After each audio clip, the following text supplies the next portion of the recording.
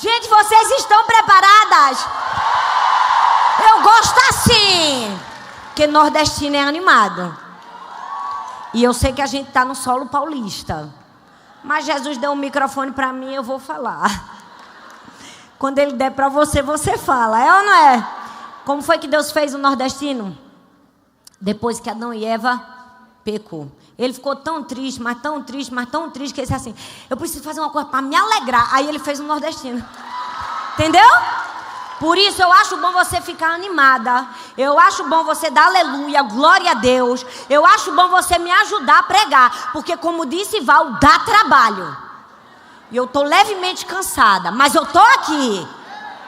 Então eu vou ensinar uma coisa para você. Quando uma pessoa bater palma, todo mundo bate junto. Ô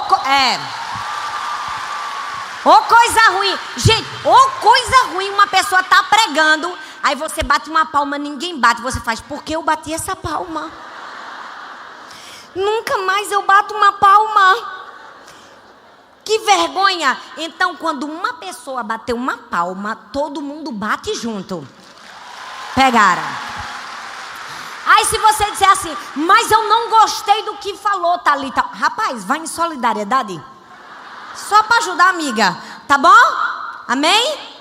Vamos orar, Senhor, muito obrigada por estarmos aqui. Muito obrigada pela tua presença que já chegou. Muito obrigada porque tu és a presença mais importante nesse lugar. Muito obrigada porque estamos sendo edificadas para chegarmos ao entendimento que a tua presença é tudo o que precisamos para termos uma identidade bem firmada. Obrigada porque a nossa dependência não está no marido, num filho. A nossa dependência não está nas pessoas. A nossa dependência está exclusivamente em Ti. Nós queremos retificar essa verdade. Nós queremos abrir a nossa boca para dizer que Tu és aquele que nós precisamos. Tu és aquele que preenche a nossa alma. Tu és aquele que nos dá destino, aquele que nos dá propósito. Tu és aquele que satisfaz o íntimo do nosso coração. Tu és tudo o que precisamos. Tu és o nosso pai, o nosso amigo, o nosso marido. Tu és o nosso conselheiro. Tu és. Não queremos fugir da Tua presença jamais. Ensina-nos o poder da Tua presença, para que sejamos mulheres fortes e corajosas, não porque temos habilidades, mas porque o Senhor vai conosco. Nós te oramos e te agradecemos no nome de Jesus. Amém, amém e amém. Glória a Deus. Antes de começar a ministração, eu queria falar para vocês que ontem eu lancei o meu livro novo, chama Com Deus Você Vai Dar Conta. Pode parecer uma filosofia humanista que põe o homem no centro do universo e diz, você é maravilhoso, você consegue, você vai dar conta. Não tem nada a ver com isso, tá? Pode só parecer. Quando você começar a ler, você vai ver que, na verdade, esse livro fala sobre o drama do sofrimento humano e como vencer com Deus adversidades da vida. Esse livro fala da vida do apóstolo Paulo e como em ilhas, prisões, açoites, tempestades, ele encontrou um Deus que o capacitava a vencer dores e sofrimentos. Então, se você, por um acaso, ainda não comprou, quando terminar, você compra seu livro. Mas eu gosto de dizer que você tem que comprar 3. Por que 3? Um para você, claro, mas não adianta só comprar, você tem que comprar e ler.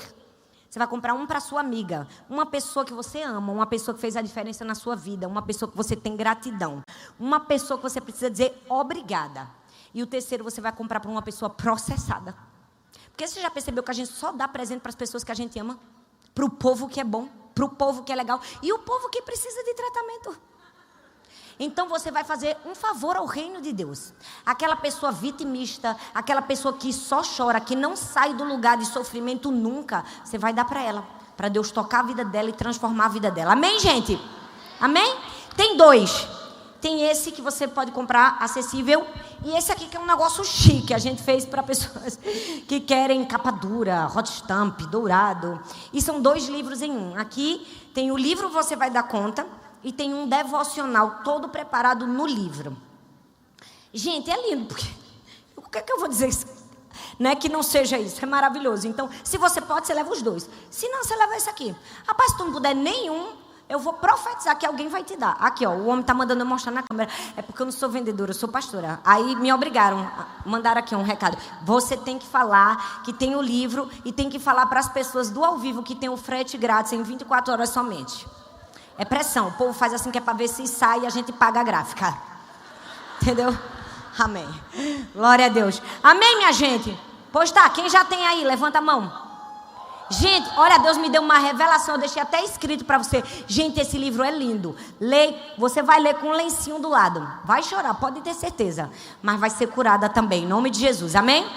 Então vamos lá. Vamos fazer o máximo de silêncio que a gente puder agora? Vira para a pessoa que está do seu lado e fala: agora tu não fala nada, por favor. Glória a Deus. Eu gostaria de começar falando sobre um povo que provavelmente todos nós já conhecemos, o povo de Israel. Depois de serem libertos de 400 anos de escravidão no Egito, aquele povo caminha em direção à terra prometida. E era um povo que tinha visto inúmeros milagres acontecerem. Aquele povo viu maná cair do céu, viu o mar vermelho se abrir. Aquele povo viu nuvem durante o dia, coluna de fogo durante a noite. Aquele povo estava acostumado com os milagres, mas não conhecia a fonte. Era um povo que estava acostumado com o sobrenatural, mas incrivelmente não conhecia a presença. Era um povo que estava apoiado em uma pessoa. Sabe, eu estou falando de algo que aconteceu há muitos anos atrás, mas hoje nós vivemos algo um pouco parecido, a terceirização da presença. Quando nós colocamos na mão de outras pessoas, quando colocamos a nossa expectativa na vida de outras pessoas. Nesse caso, o povo de Israel fazia isso com Moisés. Eu me pergunto, na mão de quem você colocou as suas expectativas? O povo estava olhando para Moisés e o que Moisés poderia fazer. Aquele povo que viu os milagres de Deus não conhecia o Deus dos milagres. E eu preciso te dizer, o Evangelho de Cristo Jesus não é sobre ver milagres, é sobre conhecer a Deus. Porque ver milagres não muda a nossa vida. O que muda a nossa vida é um relacionamento com Deus. Aquele povo via, mas não mudava. Por quê? Porque faltava o poder da presença. Faltava o relacionamento. Você pode pensar: meu Deus, pastora, você está sendo muito dura com o povo. Para e pensa comigo. Moisés subiu no monte e a primeira coisa que eles fizeram foi o quê? Um bezerro de ouro. Eles procuraram um objeto de adoração para substituir o objeto que eles já tinham, Moisés. Eles simplesmente não conheciam o Deus verdadeiro e, por não conhecer o Deus verdadeiro, estavam terceirizando a presença. Hoje eu quero falar sobre o poder da presença de um pai, continuando o que eu comecei a ministrar ontem, para nos dar identidade. Porque aqui, quando eu falo de presença, a questão não é o livre acesso que nós temos à presença de Deus, porque isso já sabemos, foi nos garantido por Jesus na cruz do Calvário. Não é o livre acesso à palavra de Deus que nós temos como brasileiros, porque graças a Deus o nosso Brasil é um país laico. Não! A questão aqui é o que nós estamos fazendo com o privilégio desse acesso. O que eu e você fazemos com o privilégio do acesso à presença de Deus. Sabe, infelizmente, parte do nosso relacionamento com Deus é permeado com o nosso relacionamento com o nosso Pai. E muitas pessoas, pela ausência de um pai, com certeza você já ouviu isso várias vezes, a ausência de um pai ou o sofrimento que se passou com um pai, transfere esse mesmo relacionamento para Deus, o Pai. É por isso que nós precisamos conhecer e receber a paternidade de Deus para termos um relacionamento que nos dá identidade e destino.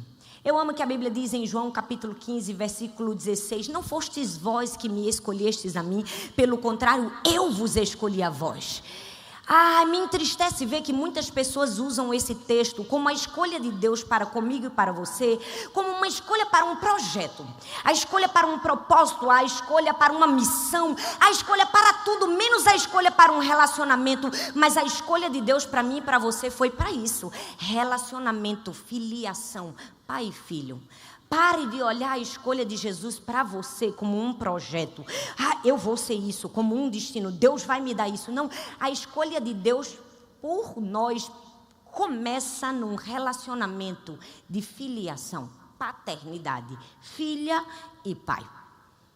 Nós precisamos entender que quando temos essa dificuldade de perceber que a escolha de Deus começa por relacionamento, é porque talvez estamos com um sentimento de orfandade no nosso coração. Esse sentimento de orfandade não nos permite olhar para Deus como alguém que só apenas usufrui. A gente quer só fazer porque a gente se sente empregado, escravo, tudo menos filha.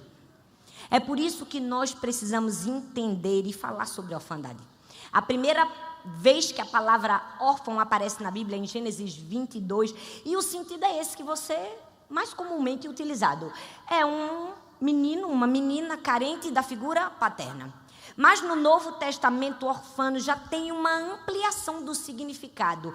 É a ausência de um professor, é a ausência de um guia, de um mentor, de um orientador na vida. Paralelo a isso, eu amo que o texto de Tiago diz que a religião pura e sem mácula para com Deus e Pai é o quê? É cuidar do órfão. Mas essa palavra cuidar não é fazer uma visitinha no orfanato. Essa palavra cuidar é prover, é sustentar, é dar o que precisa. E é isso que a gente precisa entender, que quando a gente fala que Deus é o nosso provedor, não estamos falando de dinheiro simplesmente, estamos falando de presença. Deus é o nosso provedor, Ele é a presença que nós precisamos. Deus é o nosso Pai. Perceba isso em José do Egito. A gente vai ver que José foi traído pelos seus irmãos, vendido como escravo. Ele perdeu a provisão que ele tinha do seu pai terreno, mas ele não perdeu a presença, porque no poço, na cadeia ou dirigindo uma grande nação, ele prosperava, porque a questão aqui não é a provisão que o pai paterno pode nos dar, é a presença que o pai celestial nos dá. Você precisa entender que a presença de Deus é mais importante do que qualquer outra coisa. Circunstâncias difíceis não podem nos afastar da presença de Deus. Quando José foi vendido, o que foi que não permitiu que ele morresse ali naquele buraco foi a presença.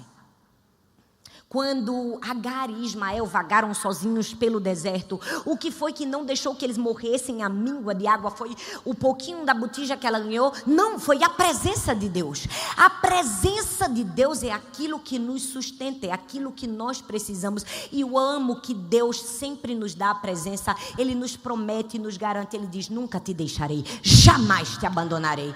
Eu amo que é uma dupla redundância de Deus. Ele poderia ter dito: nunca deixarei, você era suficiente. Mas ele disse: nunca, jamais. Eu costumo dizer, talvez ele tenha até dito no, never, não, em todas as línguas, para que a gente tenha certeza que ele nunca vai nos abandonar.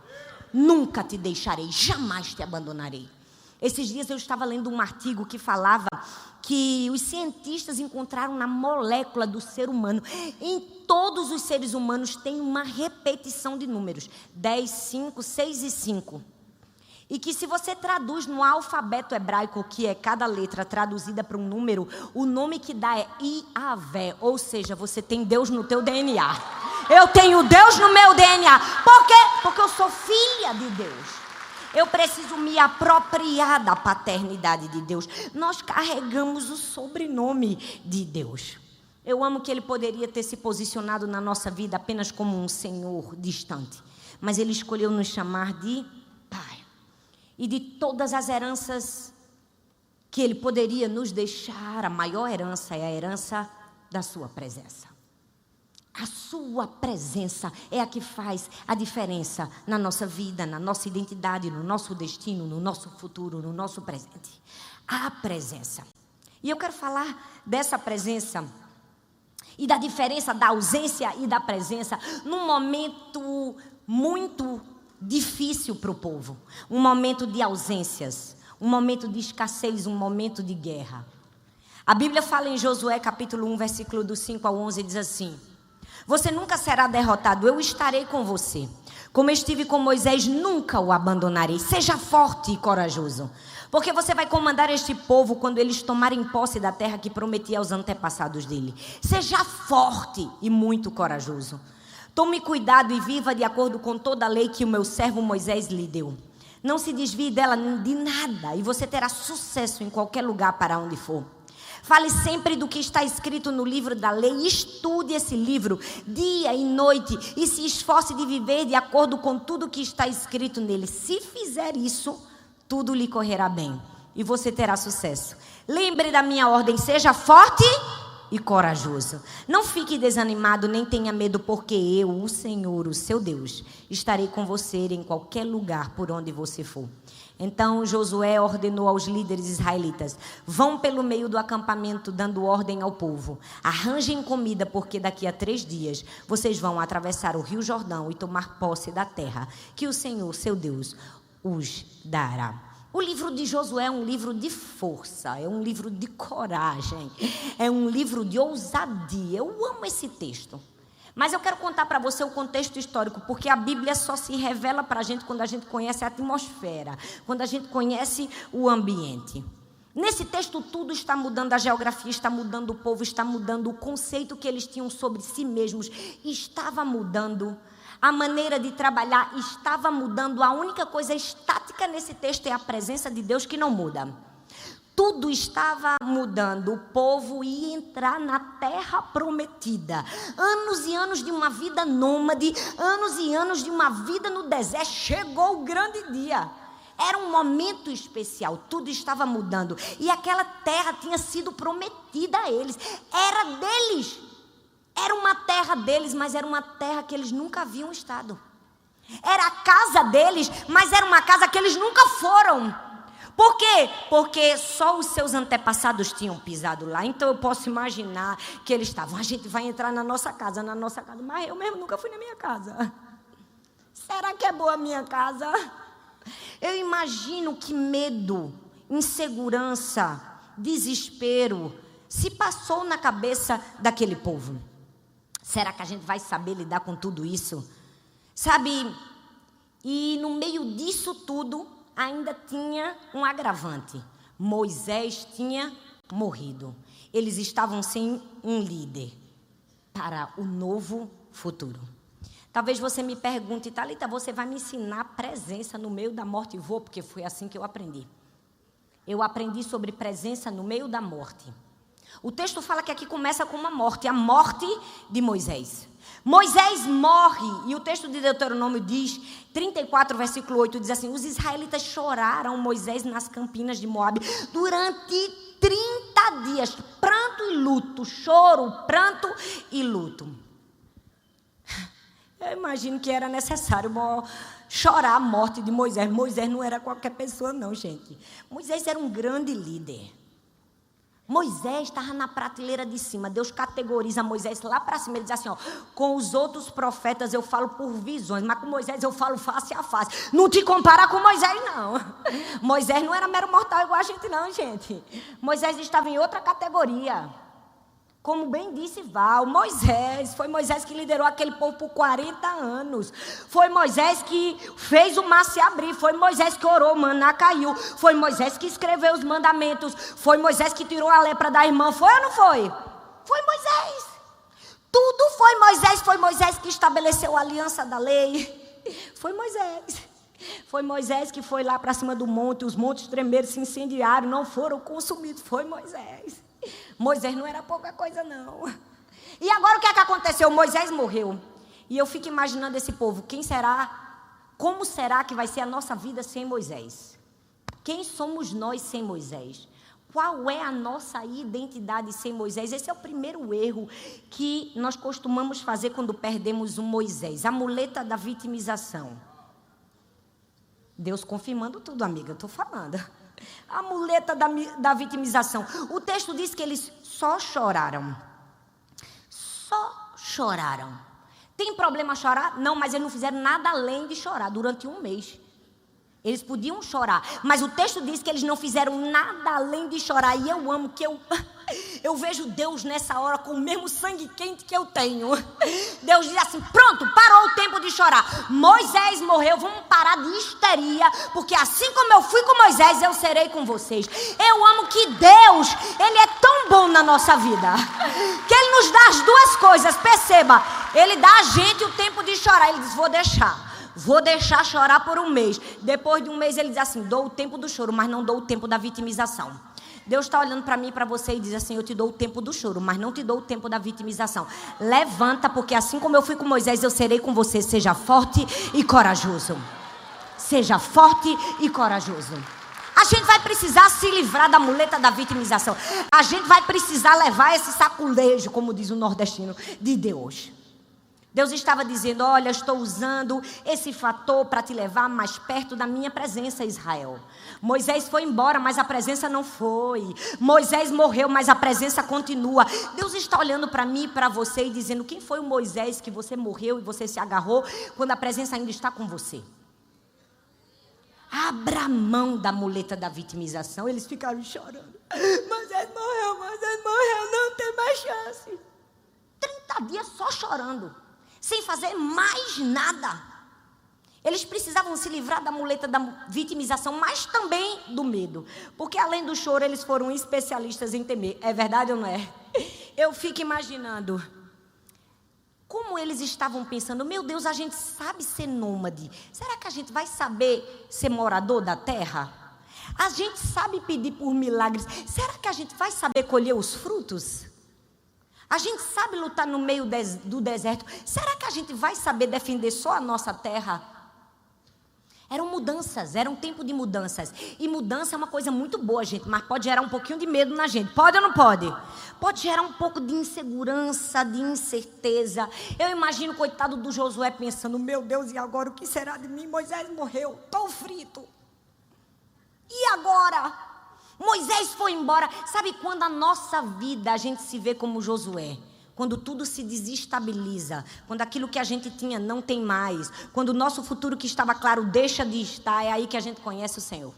É aí que a gente conhece o poder da presença, é aí que a presença se manifesta. Se você não tem mais nada, se teu Moisés morreu e tudo que sobrou para você é Deus, é agora que vai começar a melhor experiência da tua vida. Porque a melhor experiência da minha vida foi quando eu perdi todos os meus Moisés. Quando eu perdi tudo, disse: pronto, agora eu me revelo a você. Foi exatamente o que aconteceu com Josué. Eles haviam perdido quem? Moisés. Eu amo que a gente pode perder tudo e tudo pode mudar, mas Deus nunca muda. A presença está. Você está em um novo emprego, a presença está com você. Você casou, a presença está com você. Você está em enfermidade, a presença está com você. Tudo está bem na sua vida, a presença está com você. A presença não te abandona. A presença está conosco. E o que é que eu faço para seguir em frente quando o medo chega? Eu me agarro àquilo que é absoluto no meio de variáveis. Deus. Tudo mudava, a geografia mudava, o povo mudava, era uma nova terra, era um novo lugar. Deus era o único que não mudava, porque Deus não se altera, a presença dele não vai embora. Leia o livro de Levítico: o fogo que está sobre o altar não se apagará. É o símbolo da presença de Deus. Tudo pode apagar, mas a presença de Deus continua. A presença de Deus permanece. Você precisa abrir mão da muleta do medo. Eu amo que uma das frases mais icônicas, se eu posso dizer, do apóstolo Paulo, quando ele fala para Timóteo, ele diz: porque Deus não nos deu um espírito de covardia, mas de poder, de amor, de moderação. O que é que ele está dizendo? Ele está dizendo: o que Deus faz é nos dar um espírito que não funciona sobre o medo. Deus nos dá um espírito que pensa, que sente, que age a partir do quê? De amor, de coragem, de ousadia, de moderação. Medo, eles estavam com medo, com certeza, eles estavam se tremendo todinho. Porque o texto diz que para entrar na terra eles iam se deparar com gigantes. Gente, eu tenho 1,60 m. Uma pessoa como Ana Campanholo do meu lado, eu já tenho medo. Porque, como diz no Nordeste, eu sou um toquinho de marrajegue. Agora você imagina, você tem medo de uma pessoa alta, agora imagina um gigante. Poxa, Deus poderia ter dado uma terra de um povo mediano, é ou não é? Foi dar logo o gigante. Por que será? Porque Deus está dizendo para a gente que a promessa que Ele nos dá não é firmada naquilo que a gente pode fazer nos nossos dons, nas nossas habilidades, mas para acessar vai precisar da presença. E a presença é aquilo que vence o medo. Então aquele povo estava para acessar uma terra de gigantes. E aí Deus fica imaginando: Josué, Eu sei que você vai ter medo. Então, eu já vou te dar uma palavra. Seja forte e corajoso. Eu amo que quando a gente está desfalecendo, Deus vem e dá uma palavra para a gente. É ou não é? Sabe aquele momento que a gente está se tremendo todinho, Deus diz assim, seja forte e corajoso. A gente diz, obrigada, Deus. Quando todos faltam, o Senhor está aqui. Foi exatamente isso que Ele fez com Josué. Ele disse, não tenha medo. Seja forte e corajoso. Porque a verdadeira força é depender de Deus. Em um tempo de mudanças, em um tempo onde a ausência pode causar desespero, a presença de Deus traz segurança. Mas a gente aprende também que em um tempo de escassez, a ausência pode causar inferioridade, mas a presença nos lembra a nossa verdadeira identidade. A Bíblia diz em Josué, do capítulo 1, do verso 6 ao 7, diz assim, seja forte e corajoso.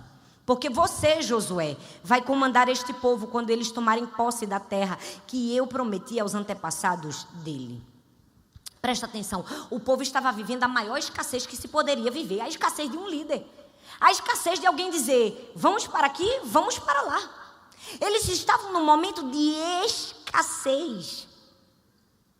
E para você entender, você vai precisar saber que a relação de Moisés com Josué era uma relação de professor e pupilo. Moisés ensinou Josué, trabalhou nele, deu a ele capacidade, sabedoria, desenvolvimento. Porque o que Josué tinha era força e vigor. Ele era jovem. Então eu imagino que era quase que uma relação de mutualidade. Moisés dava toda a sua sabedoria e Moisés dava força e vigor. A gente vai entrar na terra, a gente vai entrar na terra. Mas vamos falar a verdade, não é fácil ser o pupilo não. É nada. Ainda mais quando a gente tem um mestre como Moisés. Vamos falar a verdade, se o professor da gente fosse Moisés, o sangue de Jesus tem poder. A gente tem até vergonha de fazer uma pergunta. É ou não é? Ele não abrir a boca, queimar a gente com fogo. Ai, gente, em momentos de escassez, a ausência pode nos levar a uma inferioridade. E agora quem sou eu sem Moisés? E agora eu sou tão pequenininho sem Moisés. E aí a gente vai precisar abrir mão do cajado da comparação. A Bíblia diz em Êxodo capítulo 4, versículo 17, leve na mão esta vara, e com ela você fará sinais miraculosos. A vara é um instrumento do pastor, era um instrumento de autoridade, era um instrumento visível da liderança de Moisés. Em primeira instância, a gente pode dizer que a vara de Moisés era um instrumento do poder e da atuação do próprio Deus. Porque Deus usou aquela vara para falar com o próprio Moisés que ele era o Deus verdadeiro, o Deus dos hebreus. Mas não foi só isso. Ele usou aquela vara para mostrar a superioridade dele diante dos outros deuses na frente do faraó. Porque a vara de Moisés se transformou numa serpente que comeu a de todos os outros magos. Aquela mesma vara ele usou para dar a Levi e Arão o sacerdócio levítico. Então a vara não era pouca coisa não, gente. A vara de Moisés era o símbolo físico do poder e da autoridade. Com aquela vara, Moisés abriu o mar vermelho, a cobra engoliu. Foi muita coisa com a vara. E aí quando acaba a liderança de Moisés e Deus chama Josué, Deus deu a ele o quê? Nada. Deus deu a vara? Não. Com Josué foi tudo diferente. Eu fico imaginando o coitado de Josué pensando, Deus, por que o Senhor não me deu o cajado? Eu quero a vara. É ou não é, gente? Eu não sei vocês, mas eu ia considerar de grande ajuda ter uma varinha que engole cobra, abre mar. Eu ia dizer, Deus, eu quero. Eu fico imaginando ele, Deus, por que o Senhor deu uma vara para Moisés? Não sobrou nem um cipózinho para mim, Senhor. O que eu vou fazer? Eu não tenho uma varinha mágica. Você já percebeu que na vida da gente a gente também faz isso? Se Josué precisasse da vara para cumprir o propósito dele, Deus o teria dado. Deus não deu porque aquele povo de Israel precisava aprender que para entrar na terra prometida agora não precisava mais de vara, só da presença. Só da presença. Tem momentos que Deus vai tirar a sua vara, não vai te dar uma vara para dizer, você só precisa da presença. A presença é a única coisa que você necessita. É a presença. E você precisa aprender que a presença é tudo que você precisa. Mas infelizmente, a gente está querendo o cajado do outro. Qual foi o cajado que você está olhando para a sua mão que não tem e você está dizendo, Deus, por que não tem o cajado na minha mão? Tudo que não tem na sua mão é fruto de comparação. Nós precisamos ter muito cuidado. Porque a comparação é uma balança que foi regulada no inferno. Não importa quanto pese, você nunca vai sair ganhando. Sempre você vai sair perdendo. Compara com qualquer pessoa no mundo, você vai sair perdendo em algum quesito. É ou não é? Foi regulada no inferno a balança da comparação. É triste, gente. O sangue de Jesus tem poder. Não se compare com ninguém. Eu amo que Josué não fez isso.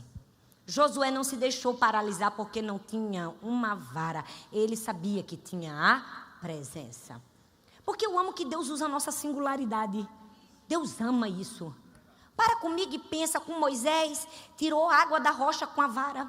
Abriu o mar com a vara. Com Josué foi o quê? As muralhas caíram com o quê? Com grito. Para passar o Jordão, foi só botar o pé. Não precisou da vara. Por quê? Porque não cabe a mim e a você dizer como Deus usa a gente. O problema é que a gente quer o cajado, o dom, o talento que Deus deu para o outro. Quando Deus está dizendo com você é diferente. Bota o pé. Agora com você, bota a vara. Ei! Respeita a tua singularidade, porque ela foi dada por Deus. E Deus usa a nossa singularidade, a nossa autenticidade. Não dá. Eu não posso nunca desejar pregar como Jaque, apesar de eu ter achado lindo. Que coisa linda. Eu já estava já chorando. Falei, meu Deus, ela não grita, Senhor. Mas eu grito. E essa é a beleza do evangelho, porque tem uma que fala mansa e a outra grita, mas todas nós temos vara, temos cajado, temos pé, e a gente abre o mar vermelho, porque o Deus é um só. Então abra a mão do cajado, da comparação, porque você tem a presença. Você não precisa de um cajado como você tem a presença. E eu amo que essa foi a maior herança de Moisés para Josué, foi a presença. Porque Moisés expunha Josué o tempo todo a presença. E Josué tinha essa consciência. Ele sabia que os feitos maravilhosos de Moisés não estavam em apetrechos. Ele sabia que os feitos maravilhosos de Moisés estavam na presença. É por isso que ele tinha a presença. Abra mão do cajado da comparação em tempos de escassez. Mas abra mão também do cajado do egoísmo. Porque, vamos falar a verdade, chegou um ponto decisivo na vida de Josué. Deus diz assim, agora é contigo. Tu vai ser o Moisés Júnior. Saiu do estagiário, foi contratado. Gente, não é fácil sair da posição de estagiário. Uma coisa é você ser assistente. Outra coisa é você assumir a liderança. É ou não é? Agora ele estava assim, se tremendo todinho, vou ter que assumir a liderança. Eu vou nada, esse povo complicado. Esse povo fica querendo comidinha, aguinha na boca. Josué não era Moisés não, viu? Moisés era manso, pacífico. Dava de bebezinho assim, ó, na água. Mas Josué não, Josué era quente, parecido comigo. Com Josué o sistema era diferente. Ele dizia, eu imagino que na cabeça dele disse, vou nada, eu vou procurar problema com esse povo. Mas ele precisou abrir mão do cajado do egoísmo. A gente vai precisar entender que quando Deus nos comissiona, não é por nossa causa, não é para nós mesmos, é sempre por causa das pessoas e para as pessoas. Deixa eu te dizer, teu propósito não é fazer de Deus o teu empresário. Teu propósito não é fazer de Deus aquele que vai levantar teu nome, que vai te dar visualizações. Teu propósito é cumprir um propósito por causa de pessoas e para pessoas. Porque tem horas que se você não compreender isso, você vai querer dar um passo para trás. Eu confesso a você que a maioria das pessoas que chegam para mim, elas não contam coisas boas, elas só contam coisas ruins. Porque o que me une a elas é a dor. É o sofrimento. Então, qualquer mulher que chega numa fila para falar comigo, ela diz, pastora, minha história. Eu só escuto história terrível. E quando acaba o dia, eu digo, Deus, eu coloco tudo nas tuas mãos, porque tu és o pai desse povo. Se eu continuar só ouvindo e achar que a responsabilidade está nas minhas costas, eu fico em depressão. Se você consegue compreender que o teu propósito é por pessoas e para pessoas, você continua. Você abre mão da dor, que é ouvir. Você abre mão da dor, que é passar por situações que as pessoas acham que é muito bonito, como disse a Ana, das viagens, mas que não tem nada de glamour. Você abre, por quê? Porque você abre mão do egoísmo.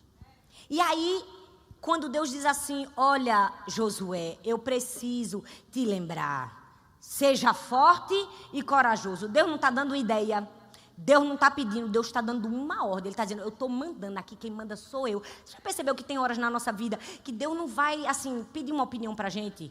Tem momentos na nossa vida que Ele vai dizer, estou mandando você ser forte e corajoso, porque nessa hora, se você não for, você morre.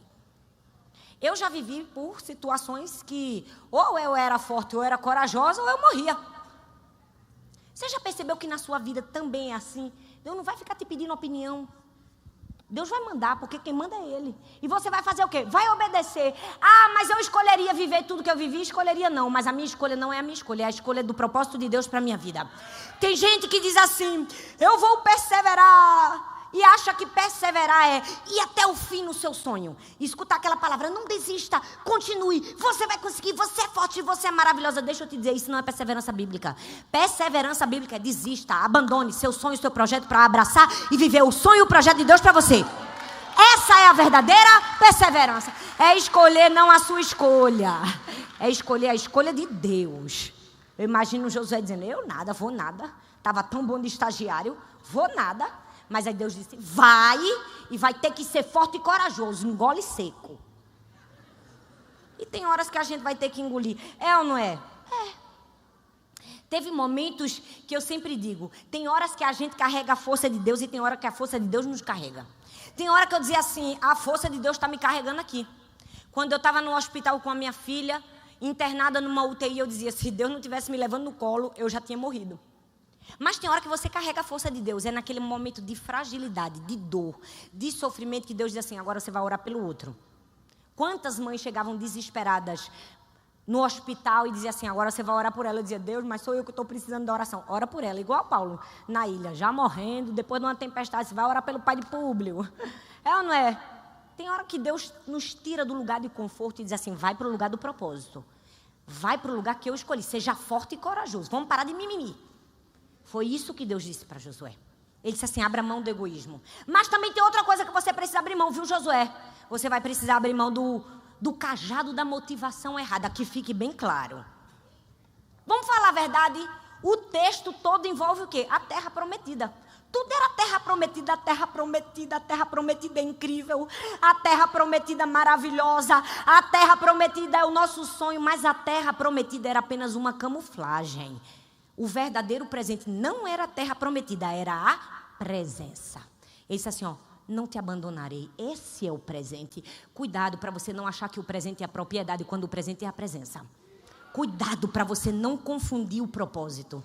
Deus estava levando o povo para celebrar uma presença. Estarei com você, não te abandonarei. O problema é que às vezes a gente se esquece de alinhar o nosso coração com a motivação certa. A gente começa a almejar a propriedade quando tudo que nós precisamos almejar é a presença. Infelizmente, nós somos parte de um povo que culturalmente aprendeu a lidar com Deus como um Papai Noel. Eu quero presentes, presentes, presentes, presentes. E a gente se esqueceu de pedir presença, presença, presença. É como se Deus estivesse dizendo assim, ame o que eu sou e você vai ter o que eu tenho.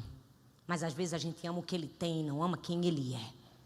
Nós precisamos desejar a presença mais do que tudo. Então Deus se encarrega de lembrar isso para Josué. Ele diz assim, olha, eu estarei com você como estive com Moisés. Eu não vou te abandonar, mas deixa eu te falar uma coisa. Eu quero que você avise ao povo para meditar na minha palavra dia e noite. Olha, Josué, eu preciso te dizer que a tua motivação tem que ser deleitar-se em mim, se agradar de mim e viver para isso. Gente, ninguém quer ser amado pelo que tem. Todo mundo quer ser amado pelo que é. Como você acha que é com Deus? Eu não quero ser amado pelo que eu tenho. Eu não quero ser amado. Ah, porque eu tenho um título. Ah, porque eu tenho... Não, eu quero ser amado pela Thalita que eu sou. Que acerta, que erra. E por que a gente entrega para Deus um amor, às vezes, baseado no que Ele tem? Como você acha que Deus se sente? Deus estava dizendo assim, Josué, alinhe sua motivação. Eu quero ter certeza que você está nessa pelos motivos certos. Eu quero ter certeza que você está entrando na terra prometida, que você está assumindo essa liderança para ensinar o que é certo ao povo. Eu quero ter certeza que você não está querendo só o cajado. Eu quero ter certeza que você não está nessa só para dizer, sou eu que mando, sou eu que abro. Não, eu quero ter certeza que você está nessa para ensinar o que você precisa ensinar, para não negociar valores nem princípios. Eu quero ter certeza que você vai ensinar ao povo a meditar na minha palavra dia e noite. Ei, gente, a gente precisa alinhar o nosso coração. Porque se a gente se apoiar em qualquer coisa que não seja a presença, essa coisa pode ser roubada de mim e de você. Mas a única coisa que não pode ser tirada de mim e de você é a presença. É por isso que é nela que a gente precisa se apoiar. Porque se você se apoia em algo que não é a presença, quando te tira, como você fica? Eu estava dizendo, é a minha presença que você precisa. Mergulhe na minha palavra. Mergulhe na minha presença. Olha, na vida eu tenho aprendido que as disciplinas espirituais nos estabilizam em momentos de instabilidade. Tem horas que se você não tiver com Deus firmado ali, ai, mas eu não tenho vontade, e você só faz por vontade? Porque eu não sei, tem mulher que ela mostra uma espiritualidade para as outras, que a pessoa fica dizendo assim, eu sou um nada. Porque você diz, tem dias que eu não tenho vontade de ler a Bíblia. Eu preciso te dizer, tem dias que eu não tenho vontade de ler a Bíblia. Oi, aqui não tem areola não. Tem dia que eu não tenho vontade de orar. E a gente só faz com vontade? Não, a gente faz o que é necessário. A gente mata a carne, hoje eu vou orar e hoje eu vou ler a Bíblia. É simples assim, esse é o verdadeiro cristianismo. O que te ensinaram fora disso, desculpa, é anátema. É mentira, é balela.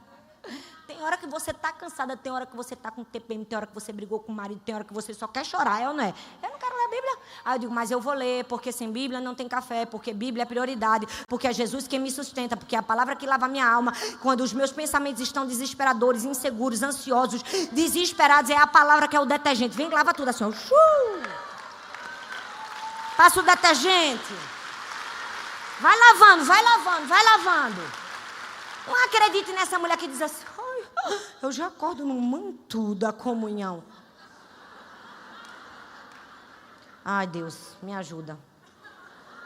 Durante um tempo de guerra, a ausência pode causar passividade para você, mas é a presença de Deus que vai te dar o quê? Força para agir. A gente precisa entender que a gente já está numa guerra. Tem gente que diz, pastor, ore por mim. Parece que eu estou numa guerra. Tem vezes que eu tenho vontade de dizer assim, mulher, parece não, tu estás. Todas nós estamos. Ei, a gente está numa guerra. Se ninguém te disse, eu vou te dizer. Mas deixa eu te dizer algo muito especial sobre a guerra. A gente está numa guerra que a luta é forjada. Sabe o que é luta forjada? É quando você sobe no ringue já sabendo o resultado. Deixa eu te dizer, você só perde por WO. Só perde se não comparecer, porque o teu Deus é quem luta as tuas guerras. Então você já venceu. Você só vai perder se você não chegar. Deus está dizendo, sobe, filha. Eu só quero que tu suba no ringue. A vitória pertence ao Senhor. Então todos nós estamos numa guerra. Estamos. A luta é forjada? É, já sabe.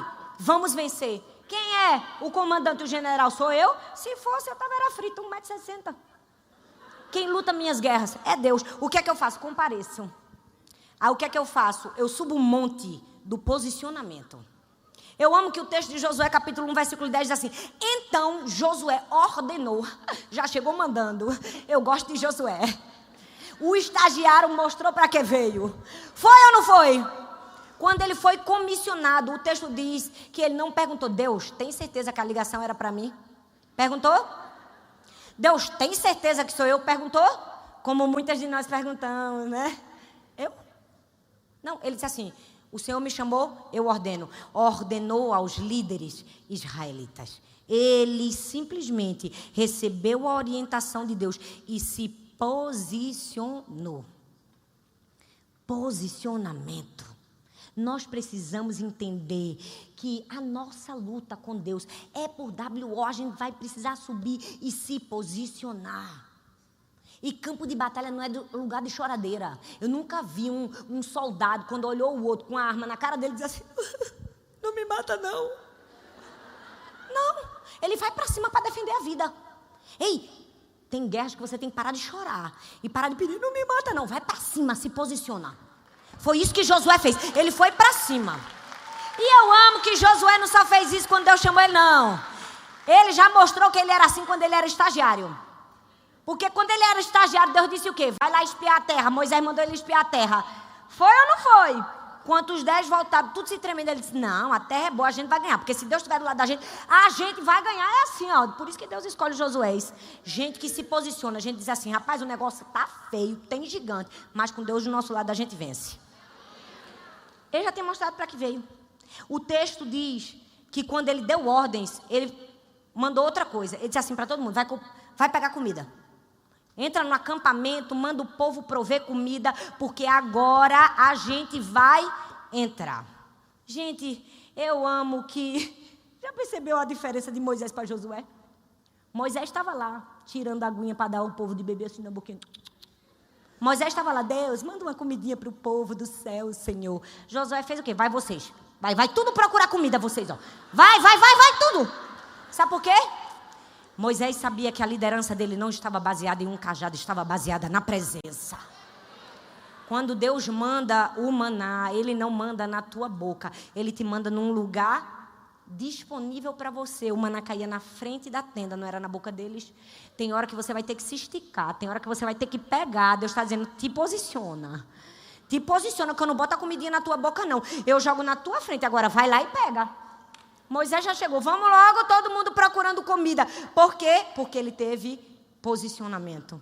Ele subiu o monte do posicionamento, mas também subiu o monte do propósito. Moisés morreu, mas o propósito não morreu. Deus estava querendo dizer que o propósito não tem nada a ver com personalidade, é sobre o propósito. Deus não estava fazendo um culto a Moisés e dizendo, nada mais será como antes. Ele estava dizendo, cala a boca, Moisés morreu, agora é contigo, bora. E na vida da gente também é assim. Deus vai dizer, agora está na tua mão, o que é que tu vai fazer?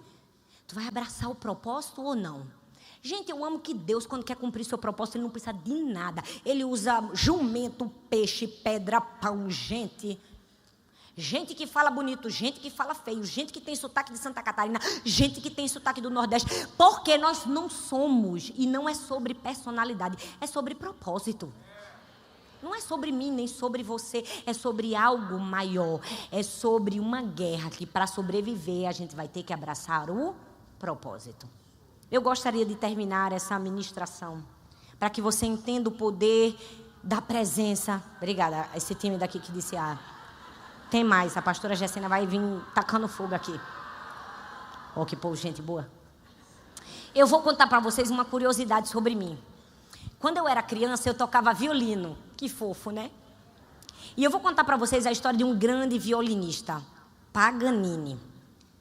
Conta a história que Paganini foi se apresentar na Ópera de Paris. Eu já fui lá, gente. O lugar é chique. É bonito. E eu assisti, porque quem pagou minha inscrição foi minha irmã. É um negócio suntuoso. Só a aristocracia vai. Eu cheguei com meu marido assim, meu Deus, que vergonha. Eu disse, eu não tenho nem roupa para chegar nesse lugar, Deus. As mulheres parecem que tinham um capacete na cabeça de tanto laque. Tudo chique, cheio de casaco de pele, e a gente de tênis e calça jeans. Para assistir um espetáculo de balé. Eu disse, mas tá pago minha cadeira, né? Vou sentar. Assisti. E a história conta que Paganini chegou nesse espetáculo, a aristocracia da França toda preparada para vê-lo. Ele puxou seu violino e começou a afinar. Quando ele começou a afinar o violino, uma corda se quebrou. As pessoas sorriram, aquele sorriso meio tenso, mas ele continuou. Continuou a afinar, outra corda se quebrou. O sorriso foi ficando mais tenso. Quando ele foi afinar mais uma vez, mais uma corda se quebrou. Eu preciso te dizer, um violino tem 4 cordas. Só sobrou uma. A história conta que Paganini olhou para aquela multidão, deu um sorriso e com apenas uma corda tirou uma melodia lindíssima. O que é isso? Um violino quebrado, mas um violino nas mãos de um mestre. Nós somos esse violino quebrado, esse estagiário que Deus olha para a gente e diz, está contigo agora. É você, te escolhi, te dei propósito, te dei uma identidade. Não precisa de cajado, não precisa fazer como o outro, só precisa ser do seu jeito. Seja forte e corajoso. Deus está aqui comissionando mulheres não para copiarmos umas às outras, não para vivermos o chamado uma das outras, não para querermos ser ou juiz, ou profetisa, ou caseira, ou guerreira. Deus nos chamou para fazermos aquilo que Ele mesmo desenhou para mim e para você. Deus está dizendo: seja forte e corajosa. Não tenha medo. Por quê? Porque eu estarei com você. Eu sou o seu Deus. Eu sou a presença que não vai embora. Talvez você está aqui como Josué dizendo assim: eu não sei. Não sei como eu vou fazer para esse povo entrar na terra. Eu não tenho vara. Deus está dizendo: seja forte e corajoso. Somente seja forte e corajoso. Não temas. Eu sou com você. Eu não sei se você vai precisar ser forte e corajoso porque você está enfrentando uma enfermidade, ou porque seus filhos estão em um momento de rebelião, ou porque você perdeu o seu emprego. Mas é verdade que na vida nós vamos precisar ser fortes e corajosos. Não é um pedido, é uma ordem. E Deus vai nos forjando. Quando perdemos Moisés, ganhamos a presença. O que você vai valorizar mais? O Moisés que foi embora ou a presença que permaneceu? Você pode desejar mais a presença do que a terra prometida. Você pode dizer: eu só quero tua presença, Senhor.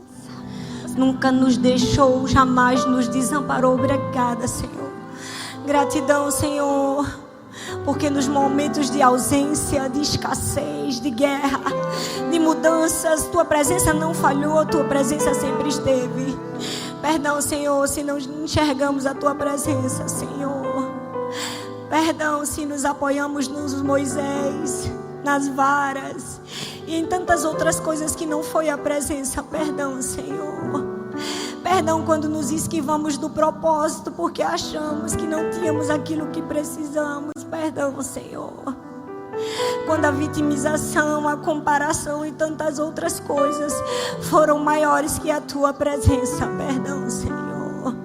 Levante-nos como mulheres que abraçam a presença, que desejam a presença não para fazer o seu futuro grande, mas para cumprir um propósito e uma missão. Perdão, Senhor.